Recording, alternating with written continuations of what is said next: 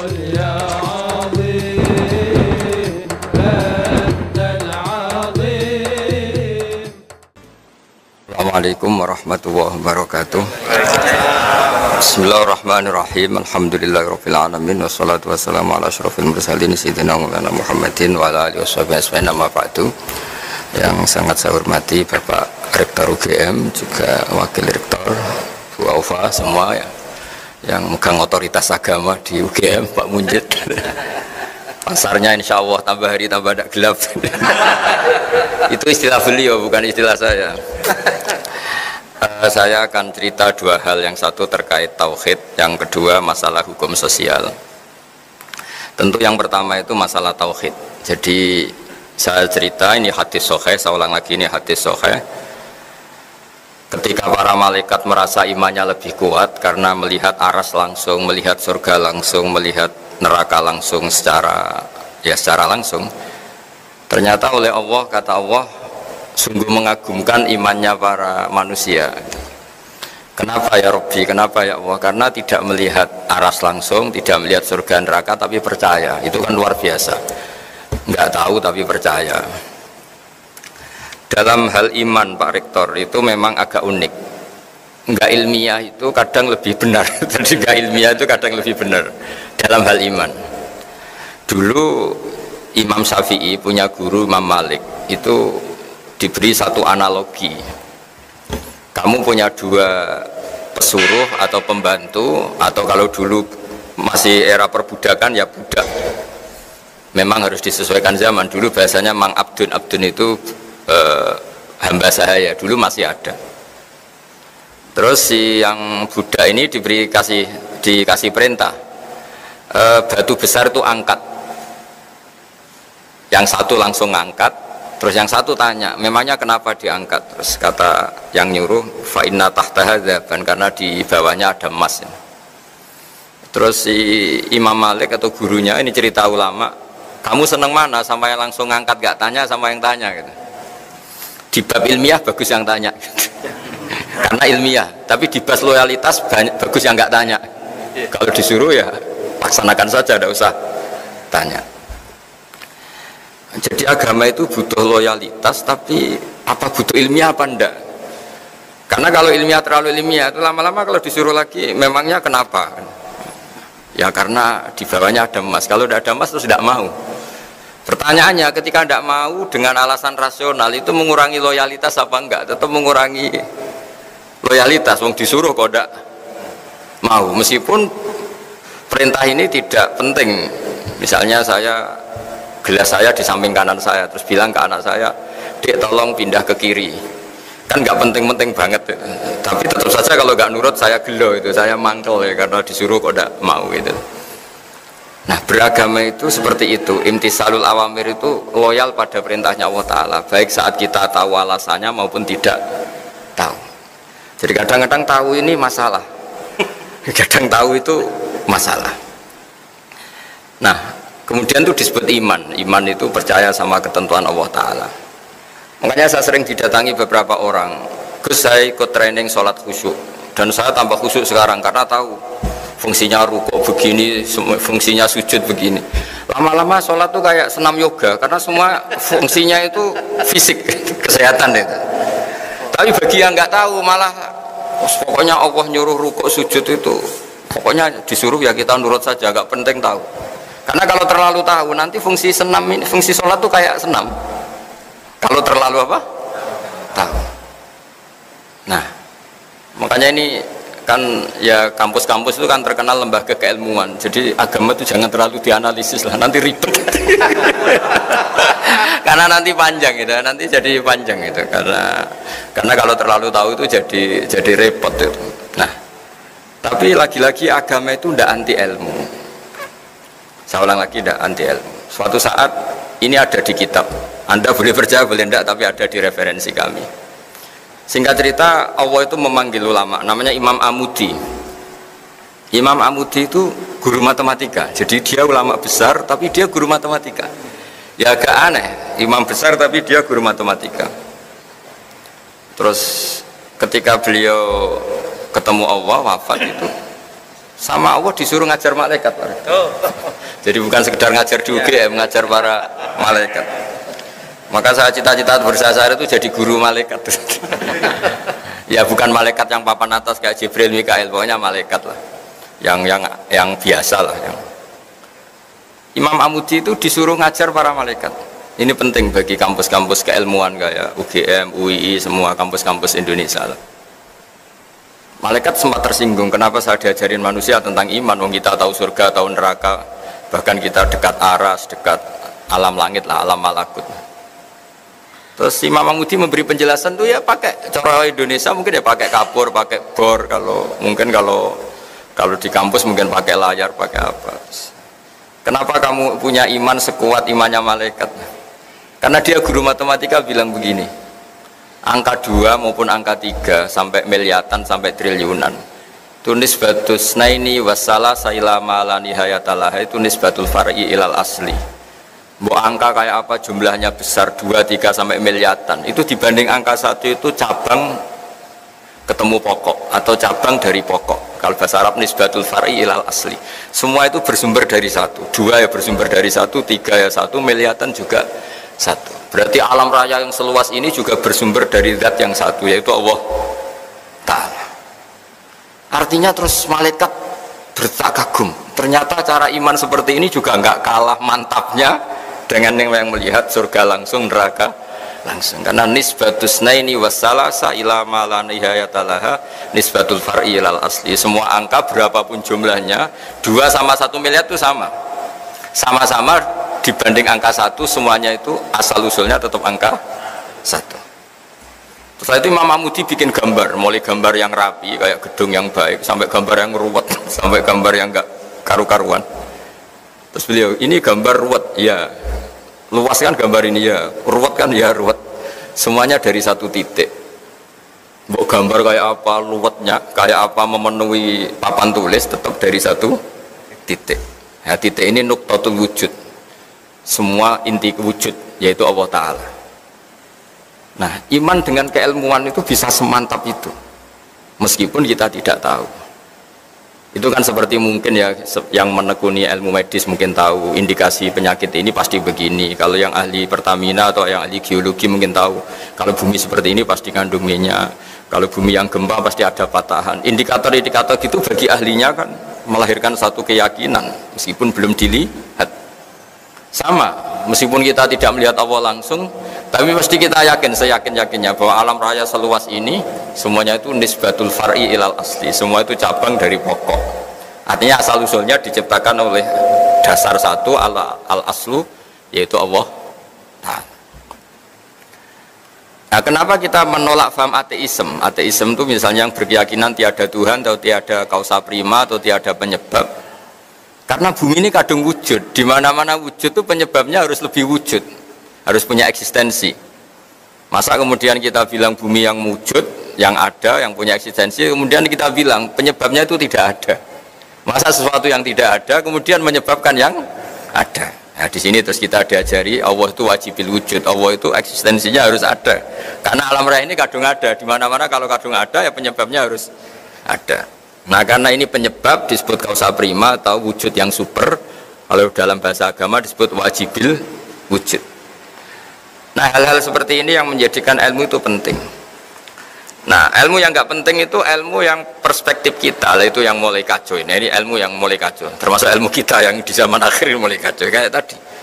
Karena kita punya perspektif, kalau ngangkat batu atau bongkar batu ya harus ada untungnya dong, ada emasnya atau ada minyaknya. Masa nggak ada apa-apa disuruh bongkar? Itu ilmu yang tidak mengikat. Kalau ilmu tadi kan mengikat karena itu melahirkan tauhid. Kalau ilmu ini kan enggak. Kita punya nafsu, punya selera, punya hitung-hitungan materi. Kalau kerja ya dapat sesuatu. Kalau ngangkat batu ya harus dapat emas atau minyak. Sementara ternyata bos kita hanya ngukur loyalitas kita, nurut enggak gitu. Nah, padahal andaikan kita nurut, meskipun itu batu kita angkat enggak ada apa-apanya, sudah dapat kredit poin karena kita loyal. Nah, di sini agama mulai enggak boleh dipertanyakan. Nggak boleh agama itu dipertanyakan. Kenapa zuhur itu 4 rakaat, yang subuh 2 rakaat. Lama-lama tanya kenapa rukuk yang fungsi medisnya begini, fungsi olahraganya gini kok lebih lama, lebih kok repot nanti. Makanya saya ini ikut goblok Pak Rektor, karena ada tamu yang provokasi saya, jenengan harus setuju ini Gus, biar kelihatan perintah Allah itu ada hikmahnya, sujud, peregangan, apa pokoknya fisik semua. Tapi kalau saya setuju itu nanti sholat kayak senam yoga. Akhirnya saya yang mau guya-guyu dok gak jelas. Karena ini ilmu sosial, jadi boleh setuju boleh enggak karena tadi. Nah, orang yang tadi disebut Pak Munjid tadi, yang dari pasar gelap tadi, itu mikir agama nggak mau jelimet. Padahal ada ilmu yang permanen, yaitu yang mengarah ke tauhid. Ada ilmu yang nggak perlu permanen, yaitu ilmu sosial. Ketika kita tanya, kenapa harus kita bongkar, apa ada emasnya apa enggak? Sebenarnya mental kita ini sudah materialistik. Kita mendikte bos kita untuk ikut perspektif kita, itu sudah keangkuhan dalam bahasa Allah. Yaitu yang dilakukan iblis. Iblis itu ketika disuruh sujud pada Nabi Adam, dia pakai perspektifnya. Loh, saya ini lebih keren, saya ini lebih tua. Materi saya lebih keren dibanding materinya Adam. Kenapa disuruh sujud? Nah, ini yang menjadi keangkuhan. Dia mendikte Allah untuk ikut perspektif dia. Padahal Allah maunya itu ya sudah nurut saja, yang merintahkan saya. Nah, saya mohon teman-teman di UGM juga semuanya, kalau beragama itu jangan pakai perspektif kita. Kalau pakai perspektif kita ya repot. Nanti pakai teori untuk rugi. Nah, nanti lama-lama ibadah yang perspektif cara Arab Saudi mungkin haji karena mendatangkan devisa misalnya. Kalau perspektif menurut kiai mungkin orang sowan gitu karena melahirkan itu kan ya ribet kalau semuanya pakai perspektif gitu. Nah, bagi orang yang kuper mungkin ibadah terbaik itu bersemedi karena dia sudah senang kumpul orang. Nanti pakai perspektif sendiri agama ini nggak bisa selesai. Nah, makanya kemudian lahirlah tokoh-tokoh sosial diantaranya Imam Ghazali, Imam Syafi'i itu dia menekuni ilmu sosial. Nah, karena agama ini berkesimpulan akhir subhanaka ma khalaqta hadza batila subhanak rabbana ma khalaqta hadza batilan subhanak, ya Allah semua yang kau ciptakan ini tidak ada yang sia-sia. Kemudian Imam Syafi'i merajut satu ilmu disebut ilmu sosial yang positif atau yang optimis. Saya berkali-kali cerita kalau Imam Syafi'i diceritain orang tadi yang ketemu engkau cium tangan hormat itu kalau di luar ngerasani jenengan, ngata-ngatain jenengan, Imam Syafi'i tertawa tak senang. Berarti saya hebat. Hebat gimana? Orang itu munafik, di depan anda hormat, di luar enggak. Berarti saya wibawa, di depan saya agak berani. Jadi dia anggap enteng saja apa? Berarti saya wibawa, buktinya di depan saya enggak berani. Dikira itu kan terus dia kaget Imam Syafi'i, ternyata enggak. Terus dikasih tahu lagi, separuh dari kampung ini enggak seneng sama jenengan. Baguslah, berarti separuh kampung ini nggak mungkin utang saya, karena nggak seneng itu mesti tidak utang kan. Itu kalau seneng malah pinjam mobil, utang, ribet itu. Nah, semenjak itu terus agama menjadi indah ya. Asik ya. Makanya saya berkali-kali kalau ada baru nganten anyar itu, kalau nasihat saya, kamu kalau istri kamu marah ya bagus. Barokahnya marah nggak seneng tuh nggak minta ke mall, kalau harmonis malah minta ke mall mahal kata saya. Jadi kalau harmonis ya nikmatnya harmonis, bisa jalan-jalan ke mall, ke cari bakso. Kalau baru neng-nengan ya bagus, ya nggak berbiaya kan. Sudah pokoknya yang gampang-gampang saja kata saya. Jadi ulama itu punya seni untuk ngelola sosial itu. Saya itu zaman belum kenal UGM ya seneng, kenal ya seneng. Barokahnya nggak kenal ya nggak diganggu seperti ini. Mungkin barokahnya kenal kalau saya politikus punya akses.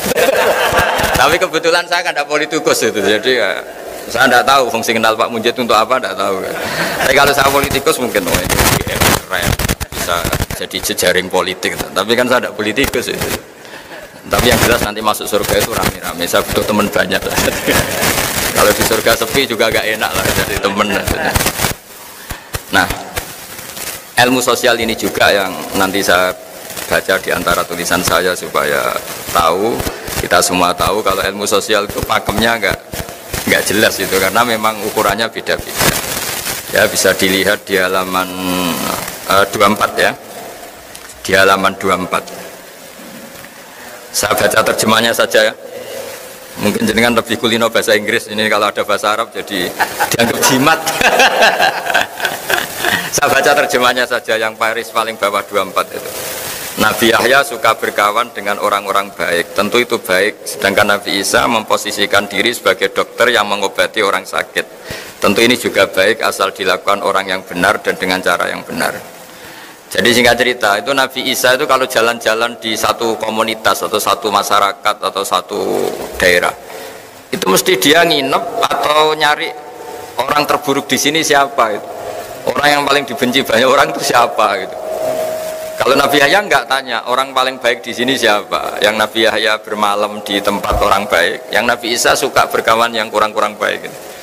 Singkatnya dua Nabi ini kan sezaman, Nabi Yahya dan Isa. Terus akhirnya ditanya sama Nabi Yahya, kenapa kamu suka berkawan orang-orang enggak baik? Terus ana tabibun, saya ini Nabi, jadi seperti dokter, di mana-mana dokter yang ngobati yang sakit. Artinya kalau Nabi Kiai itu kan dokter peradaban, dokter sosial, dokter moral. Jadi itu kan ukurannya nggak jelas. Kalau kita bertawan orang baik, potensinya itu coro Jawa tahsilul hasil nguyai segoro. Wong wis sehat kok didatangin dokter untuk apa? Wong sudah baik kok didatangkan kiai untuk apa? Corong Jawa itu nguyai segoro. Tapi berkawan orang jelek, ya potensinya memang mengobati, tapi ya potensi katut. Karena ya iman pas-pasan. Jadi kan, tapi itu kan satu ilmu bahwa kalau kita ingin mengentas kejahatan atau mengentas kebodohan, mau tidak mau harus mau bersosialisasi kan. Makanya saya sering ketemu banyak kiai kalau ditanya, Gus berteman orang jelek itu gimana? Haram kata saya. Tapi kalau membina orang jelek baik dan bisa bina kalau berteman kan bulat-bulat, bulat-bulat. Jadi logika yang dibangun kan berteman orang jelek haram, membina orang jelek baik, bisa bina kalau berteman. Tapi bisa keblontor ya kalau berteman. Makanya hal-hal sosial gini tidak usah dipakemkan lah, karena ilmu sosial itu nggak ada batasnya. Sufyan Ats-Tsauri itu ulama yang nggak mau kumpul orang. Yang satu temannya itu suka kumpul orang. Ditanya, kenapa kamu suka kumpul orang? Ya karena bisa jamaah, bisa ngajar, bisa macam-macam lah. Terus kata Sufyan Ats-Tsauri, wahal takrohu illa man ta'rif. Kamu pasti benci dan kecewa ya sama orang yang kenal. Artinya gini, kita akan disuruh mencintai orang Islam gara-gara kenal itu kan punya pengalaman ditipu, disombongin, dikata-katain, dicuekin. Karena takut itu terjadi, Sufyan Ats-Tsauri milih tidak kumpul orang. Tapi tidak kumpul orang kemudian juga kalau punya mobil nggak pernah dipinjam, kalau punya uang yang nggak pernah nolong orang. Jadi efeknya sama-sama, bisa iya bisa enggak. Itu nggak ada batasannya. Saya termasuk kiai yang jarang pergi sama istri, karena ya pikiran saya sederhana, di rumah ketemu, masa di perjalanan ketemu, itu kan bisa bosen itu. Tapi ada yang sama istrinya pergi bareng terus, karena selain nemani juga sambil ngawasi gitu. Itu kan batasan sosial itu nggak jelas.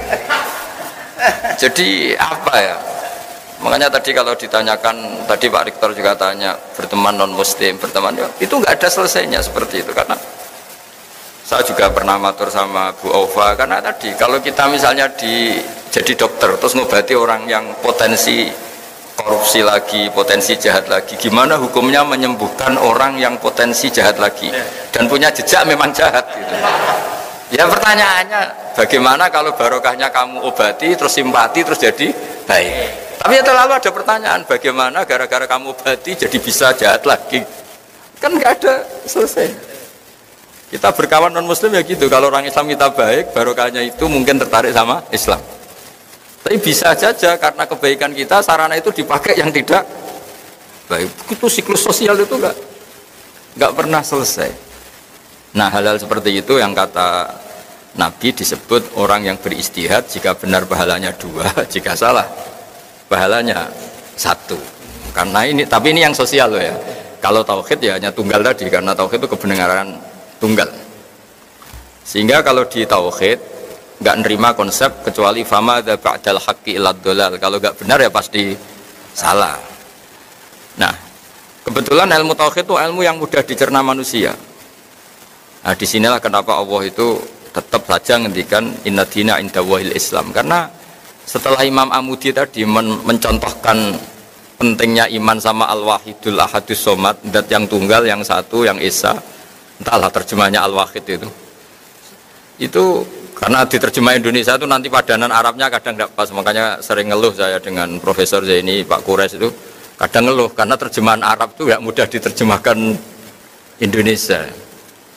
Tapi apapun itu kan setelah kamu ngaji matematika atau ngaji ilmu apa saja tadi. Saya punya kitab dulu diajarin Mbah Mun.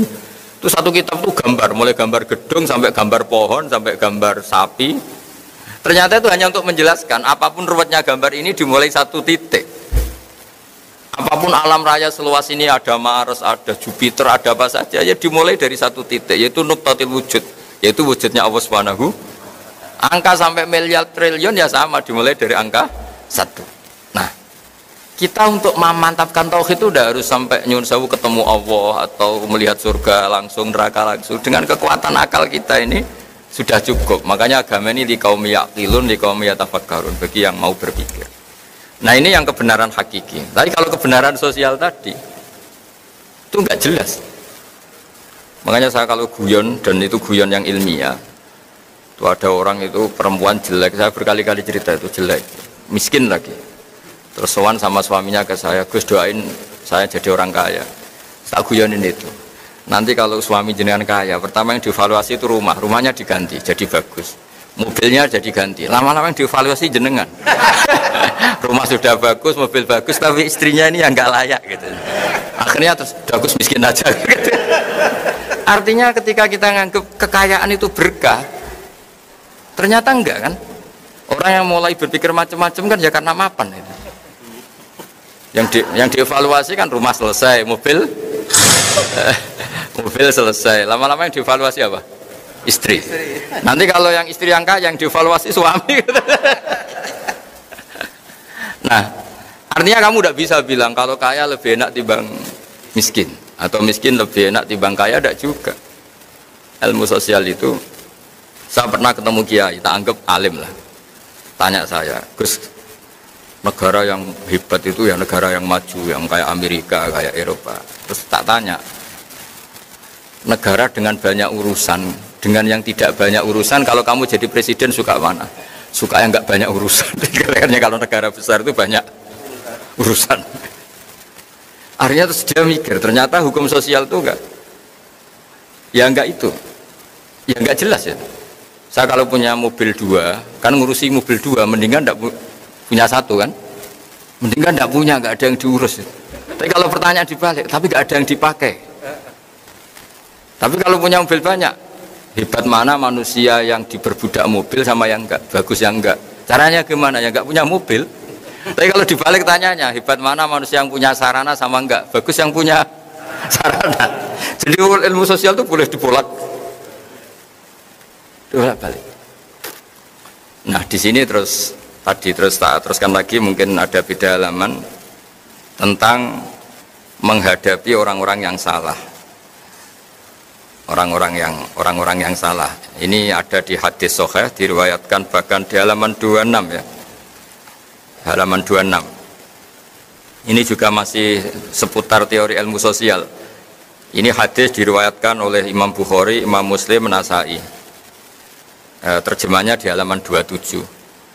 Ada seorang alim soleh berderma kepada zaniyah, semacam orang nakal ya, tentu jadi gunjingan yang tidak sedap. Hari berikutnya berderma lagi kepada pencuri, tentu memantik gunjingan lagi. Berikutnya berderma lagi kepada orang kaya, tentu ini pun dikritik banyak orang. Orang alim tadi tetap memuji Allah dan menyerahkan urusannya kepadanya. Namun secara ilmiah, si alim ini memberi argumentasi bahwa sedekahnya kepada zania agar tidak melakukan zina lagi, kepada pencuri agar tidak mencuri lagi, kepada yang kaya agar mau meniru kebaikan sedekah. Jadi misalnya gini, orang sampai menjual diri kan karena nyari uang. Terus si orang alim tadi, udah kamu tak kasih uang tapi tidak usah melakukan itu. Orang ingin nyuri kan juga karena nyari uang, udah kamu tak kasih uang tapi tidak usah mencuri lagi. Artinya gini, hukum sosial itu gimana itu kan, masa misalnya kalau sampean ustadz masih amati terus ngasih orang gitu kan dianggap order kan, ya resiko kan. Tapi barokahnya ngasih, mungkin terus orang itu simpati sama ustadz, ingin tobat. Itu kan nggak pernah ada ukurannya. Tapi nggak usah dicoba. Kalau dicoba jangan-jangan memang ingin mau makai kan, jadi ribet.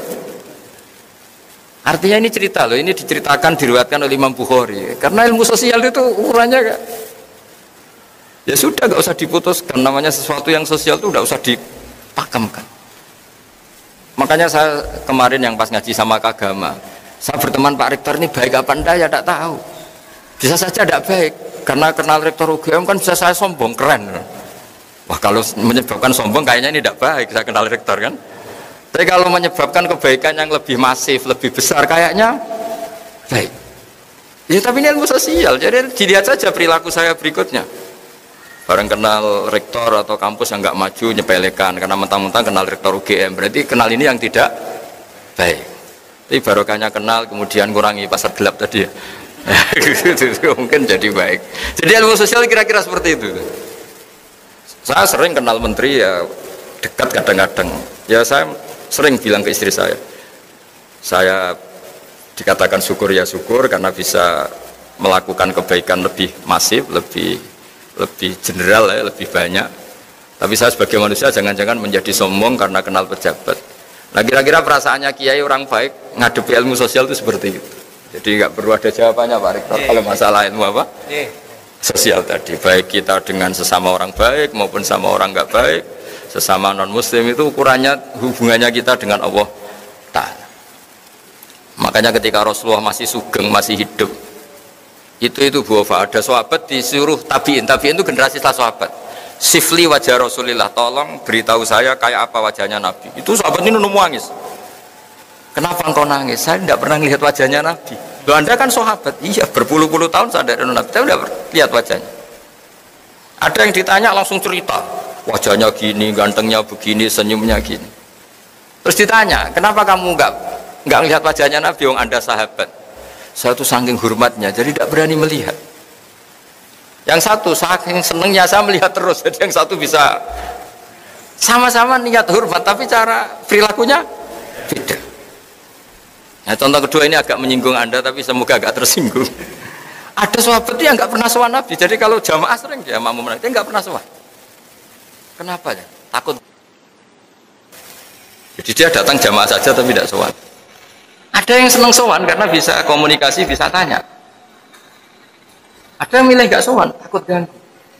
Jadi artinya hukum sosial ini ukurannya enggak. Jadi misalnya itu tadi. Misalnya ada orang jadi rektor di UGM atau UI atau jadi dekan. Kalau sering pulang kampung baik enggak? Ya mungkin baik biar ngerti kampungnya kayak apa. Meskipun prestasi di Jogja jangan-jangan kampungnya terbelakang. Dari segi itu baik. Tapi dari segi sering pulang kemudian di situ ada ketua setai atau ketua kampus-kampus yang nggak maju, jadi mahjub.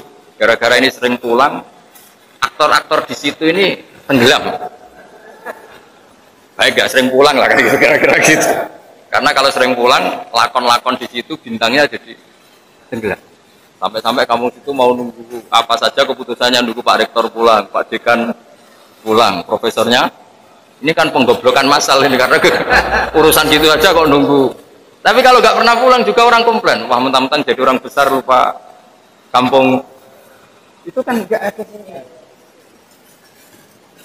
Nah di sini kenapa semua nabi itu diajarkan dan disuruh mengajarkan tauhid, semuanya tunggal mulai Nabi Adam sampai Rasulullah SAW. Tapi syariat sosialnya beda. Ya kira-kira logikanya gitu. Karena nggak ada batasannya. Gaya sosialnya kan beda. Ya saya sering menyontohkan, mungkin ibu-ibu ini agak tersinggung. Kalau dibalik, Nabi Sulaiman itu istrinya banyak, Nabi Dawud ya banyak. Nabi Ibrahim hanya 2, Nabi Musa yang terkenal 1. Kalau dibalik, perempuan itu kaum lemah. Nolong orang 1 baik, kalau 2 ya mestinya lebih baik. Kalau 4, ya lebih baik. Kalau pakai teori itu. Jadi kalau teorinya dibalik, 1 orang saja terlantar, apalagi 2. Kamu milih mana? Kalau bapak-bapak milih yang pertama. Nolong 1 orang baik, kalau 2 lebih baik, kalau 3 provokator. Tapi kalau dibalik 1 orang saja terlantar, apalagi 2, berarti 1 orang saja sudah buruk, apalagi 2, apalagi. Nah seperti ini nggak usah diputuskan karena ini seperti ini. Kita misalnya tidak pede bisa didik anak, ya sudah jangan banyak-banyak. Anak 2 saja belingnya minta. Tapi kalau kita pede didik bisa anak baik, kita memperbanyak jumlah orang baik ketika anak kita baik. Seperti ini tidak usah dipagemkan. Jadi Saya punya sekian contoh orang-orang dulu ngadepi orang-orang yang menjauh nakal itu ya beda-beda. Ada yang milih menjauhi orang nakal supaya nggak cap distigmasi bagian dari orang. Ada yang kerso nemanin sebagai proses dakwah, proses mendidik. Ya seperti itu, nggak usah gaya-gayaan niru atau tidak niru, ya sudah lah, itu ilmu sosial. Bertanggung jawabannya di ngersane Allah Subhanahu wa Ta'ala. Tadi ada sahabat yang saking hormatnya Nabi nggak berani melihat. Ada yang saking cintanya bisa melihat detail sampai bisa mensifati alisnya kayak apa, pipinya kayak apa. Nah, saya mohon supaya perdebatan tentang cara apa ya, sosialisasi agama atau kebaikan atau moral tidak usah diperdebatkan karena ini tidak menyangkut akidah, tidak menyangkut apa tahu. Ya kayak kita lah, saja pakaian head begini bagus enggak gitu. Ya bagi orang Indonesia mungkin ada orang yang ulama itu namanya Abdul Hasan Asadili, itu ulama besar yang kalau mungkin kalau sekarang tuh naiknya Alphard, pakai pakaian paling mahal, kemana-mana pakai pakaian paling mahal, pakai mobil paling mahal. Padahal ulama besar, ke kampung-kampung, desa-desa, ketemu ulama yang pakaiannya sederhana, agak kumuh, gejol-gejol kan. Kamu itu ulama kok tidak sederhana, lo pakai baju sederhana, baju sederhana. Kamu itu ulama kok sederhana, ngawur sekali. Barokahnya saya meliti gini, mewah gini. Umatku ora kepikirannya ngoni. Umatku ora kepikirannya ngoni. Kok gayane tawaduk ngene, malah wong kepikirannya ngoni. Akhirnya terus ya juga itu maksudnya ini. Ya kayak Pak Mujid misalnya melas gini kan orang wah. Itu kan. Tapi terus si yang ulama sederhana juga komplain. Kalau ulama kayak kamu semua itu orang miskin ya, ngenes itu. Nah ini cerita sosial, gak ada jawabannya kan apa? Imam Syafi'i dulu, ini cerita terakhir saya. Imam Syafi'i dulu itu pengagum orang miskin. Dia punya guru selalu orang miskin. Setelah datang ke Imam Malik, dia itu guru yang mewah, cara hidup mewah. Mulai komplain ya, ini kiai kok mewahnya. Setelah itu Imam Malik setelah ilmunya dianggap cukup mengasihi Imam Syafi'i, sudah kamu datang ke Irak, ke Muhammad bin Hasan As-Syaibani. Setelah datang ke sana itu emas kiloan nantaan itu Pak Rektor itu di meja. Kalau ngitung uang di meja, uang ratusan juta atau ngitungnya di meja tamu. Ada tamu ya dibiarin tetap di meja. Jadi satu peti dipindah ke peti yang lain. Ya tapi maaf, saya sama Imam Malik ada cocok malah ketemu orang ini. Aduh lebih ngeri lagi. Karena ini orang alim ya dia tahu. Apa? Kamu heran sama orang alim kaya? Iya. Sama orang soleh kaya, iya. Ya sudah, kalau orang soleh gak boleh kaya ini tak kasihkan pencuri, tak kasihkan orang nakal, biar dipakai dugem, dipakai maksiat.